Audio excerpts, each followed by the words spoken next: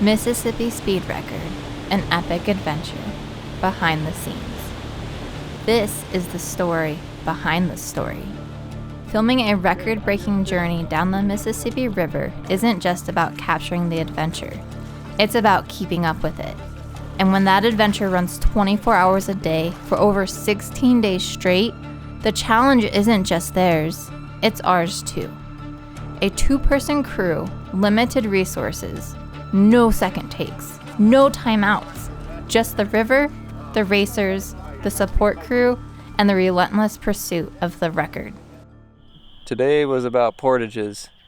We filmed the team doing 2 portages today. And then we're going to empty out into that vehicle right there all their content. Check first aid for any first aid that they might need. We will take the equipment to the next landing or the next portage where it's only 3 miles down the road. I think we'll probably then go to, we will reload going things to back go up into the to canoe where they and actually put let back them go. in? Really got to baby your hands when you're doing something like this. Yeah, how are they looking?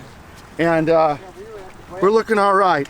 This actually isn't from a blister. That's from our very first portage. I scraped it on this right there. Now we are just pretty exhausted, and we're at another boat ramp. They're not going to be here for a couple hours, so we're going to catch up on a little bit of sleep till they get here. One of the uniquely challenging aspects of this project was that the days never truly ended. It just got dark, but we had to keep filming. There was no downtime to charge batteries or backup footage. For intense shots like this, it is critical to have systems that are simple and reliable.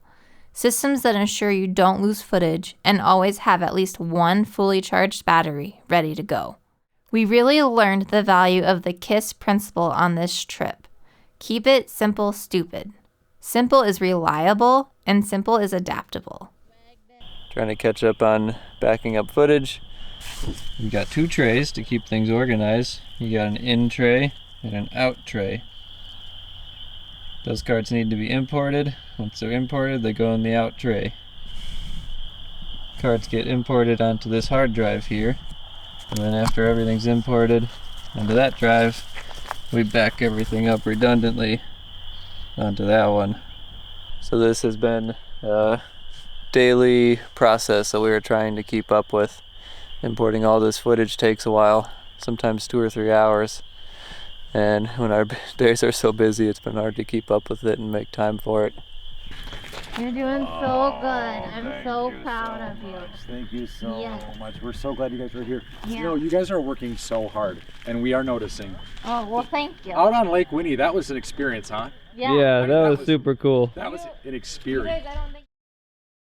We are at the Conversion Channel, or Diversion, I think. Diversion Channel outside of Aiken, Minnesota right now. When the Graybeard crew was coming through, I think this was like over a week into their trip. And the speed record guys are here on day 3. What this is the town of Aiken has had a history of flooding, and it's kind of been a problem for them, I guess. So when the Mississippi River is high, the town floods. So they cut this diversion channel, which basically siphons off half of the water in the Mississippi and then redirects it around the town, so that when the river is high, the town doesn't flood. What it also does is that it creates a big shortcut in the Mississippi River. I don't know exactly, but I think it cuts off 10 or 15 miles. So that's a big time saver for these guys. And they're probably going to portage around what is essentially rapids. When the Mississippi River flows into this diversion channel, there's a drop, and it creates a pretty intense area of rapids that could maybe be paddled through, but it's probably not worth the risk for these guys, because the consequences of swamping and falling out of the boat are pretty high, and that would cost them a lot of time, let alone the risk of injury. So I just set up a time-lapse slider of the diversion channel. That should be kind of a cool way to capture this sort of unusual feature in the river. The drone guy, Zach from Drone City, is flying his drone around here, and his drone shots will really show how unnatural this diversion channel is. The diversion channel is just a straight line that's been cut through the landscape. For these guys, for the speed record, that's a very good thing because straight lines are faster. Put the bow right here. How's the bow where? Right about here. On that, okay, on that point? Yeah, we sure can. So the support crew is allowed to take their gear out of the boat and move the gear for them, but the paddlers have to move the boat themselves. That's a Guinness requirement. Such a nice stick. Wait a second. Look. Yeah, there's another one. Okay. No, show that. You better get your boat. Oh yeah. I don't know if it's big enough. All right, let's do this. Holy sh! Oh, that's not runnable. That is not runnable. No way. No way. Oh my god. I wanted to see you guys run it.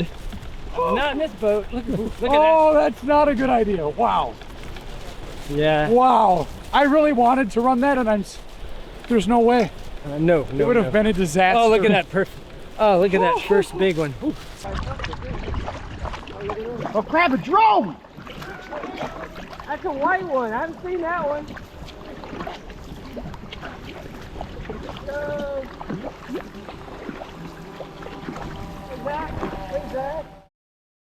Yep, puppy. Oh my goodness! Hi. You're so cute, my god! You're so cute! Nikita, baby! The windshield is dirty because of these guys painting it with their nose. How focused are you right now? Things are intense right now. Trying to beat this portage. And it's gonna cut it really close. Our GPS systems are failing us horribly.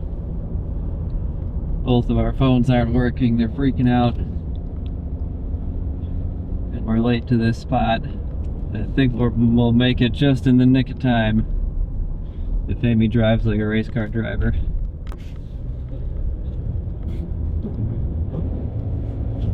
We made it to the dam, and we actually had a little bit of time to spare. Well, there's. They're somewhere under that bridge. Yeah. They need. Great, thank you. Whoops.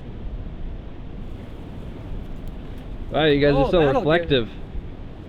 The hardest part of that last section was keeping up with Ironman bow paddler Paul Cox throwing down at like 100 strokes per minute while rocking out to some tunes. Yeah, Paul! Danielle is here, Judd's partner.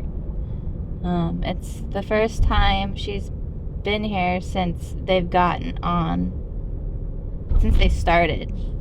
So it'll be really nice for Judd to see her. So I think it'll be a really special moment. Keeping track of hundreds of hours of audio from 2 independent mics could have been a nightmare without a few simple steps. Every time we swapped out a mic on the Canoe, we'd start recording and speak into the mic. This is the front mic, Crow Wing State Park. Saying which mic it was and the location. This small trick made editing all the audio a lot easier. There you go, just tuck it up on the side. Where are we at for time, Amy? We pulled it to 8 minutes! Okay, pull okay. the white pad a little bit this way. Okay. Is that Wally? And I'll get too hot. Let's go, guys. Okay. Wally, do you have Yeah, you can see that right I here. don't. I'll put it in. Because I gotta Somebody will get give it to you. 12 minutes! it. All right. Guys long. You're definitely Wally. Blisters there. Blue light. Where do you think? Will they toughen up as you go here? Or? Actually, most of those are all calluses. Okay. So I've been working trying to get my hands so that when I do get rough spots, that they're calluses as opposed to blisters. So. Good luck, guys. You're doing so good. Do you believe what's gonna happen when Alex and Amy go after all this shit? Well, the good news is we got lots of content. The bad news is it's all unusable. Yeah. Okay, it's daytime again. Still haven't really slept, just naps here and there. It's raining. The paddlers are getting very tired. You can tell that the exhaustion is definitely taking a toll on their sanity a little bit. They're starting to see things. Mistakes are being made a little bit. So that's kind of concerning, especially for their safety. Come and help. Come and help. Let me get out of the way. Hang on. All right, well, that's not. Let's organize the boat just a little bit. We might as well wait for Judd because I think it's unsafe to We got one person. You got to change now, right? Above all else, their attitude is still pretty good, which is kind of amazing. And then immediately after this portage is the Sauk Rapids.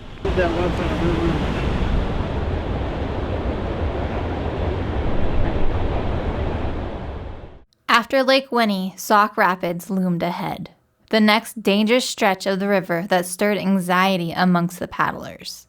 In episode 5, we'll witness how they face this challenge head on, and just when they need it most, help arrives. Support boats join the journey as the river finally widens enough for motorized travel. Mississippi Speed Record, an epic adventure behind the scenes.